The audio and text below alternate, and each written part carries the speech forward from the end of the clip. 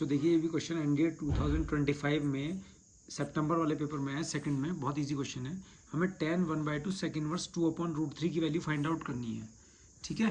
और वो कितनी होनी चाहिए, 2 - √3 हो या 2 + √3 हो या √3 - 1 हो और √3 + 1 हो। बहुत ईजी क्वेश्चन है। तो इसका सॉल्यूशन देखिए कितना ईजी है। तो यहाँ पर हमारे पास दिया है tan 1/2 और सेक इनवर्स 2/√3। इतने इजी क्वेश्चन भी एनडीए में पूछे जाते हैं। तो ये हो गया 1/2 सेक इनवर्स। अब आपको पता है कि सेक में 30 डिग्री की वैल्यू होती है 2/√3। सेक 30 का मतलब हो गया सेक π/6 की वैल्यू, ठीक है। तो ये हो गया tan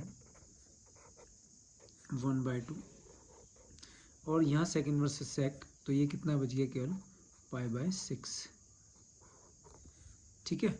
तो यानी कि ये हो गया tan π/6 30, तो 30 डिग्री बाय 2, तो ये tan 15 डिग्री। वैसे तो बच्चों को tan 15 डिग्री की वैल्यू डायरेक्ट ही याद होनी चाहिए, लेकिन अगर याद नहीं है तो आप इसको कैसे ब्रेक कर लोगे, कैसे तोड़ सकते हैं, tan 45 - 30। और यहाँ पर आप अप्लाई कर दीजिएगा formula tan A - tan B का। तो tan A - tan B upon 1 + tan A tan B। यहाँ tan A - B का फॉर्मूला अप्लाई हो गया। तो ये हो गया 1 - 1/√3 अपॉन 1 + tan 45 के लिए 1 × 1/√3। तो आप देख रहे होंगे जो न्यूमरेटर में एलसीएम है और √3 है, तो √3 - 1, और डिनोमिनेटर में भी एलसीएम √3 है, तो √3 + 1 × 1 1। डिनोमिनेटर से डिनोमिनेटर कैंसिल हो गया। तो यहाँ पर मेरे पास आ गया है √3 - 1/√3 + 1। अब मैं क्या करूँगा, इसके कॉन्जुगेट से ऊपर नीचे मल्टीप्लाई करके सॉल्व कर लूँगा इसको। तो √3 - 1/√3 + 1 इंटू किसका कॉन्जुगेट चाहिए, √3 - 1 का।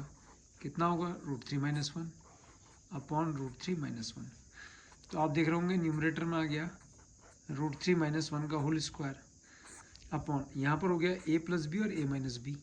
तो a + b और a - b का मतलब हो गया √3 का स्क्वायर - 1 का स्क्वायर, ऊपर a - b का होल स्क्वायर। तो √3 का स्क्वायर 3 + 1 का स्क्वायर 1 - 2ab, तो 2 × √3 × 1।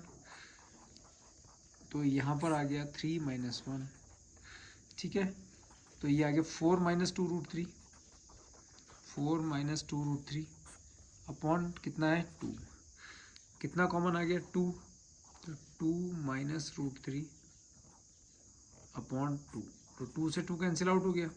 तो यानी कि यहाँ कितना बचा, 2 - √3। तो इतने इजी क्वेश्चन भी पूछे जाते हैं। लेकिन अगर आपको tan 15 डिग्री वैल्यू आपको पहले से ही पता है कि ये 2 - √3 होती है, ये सब बच्चों को पता होती है, तो आपको इतना लंबा सॉल्व करने की ज़रूरत नहीं पड़ेगी। सीधे आप 2 - √3 जो इसका ऑप्शन ए है, सीधे आप ऑप्शन ए लिख देंगे। 2 - √3 आया, तो इसका आंसर हो गया ऑप्शन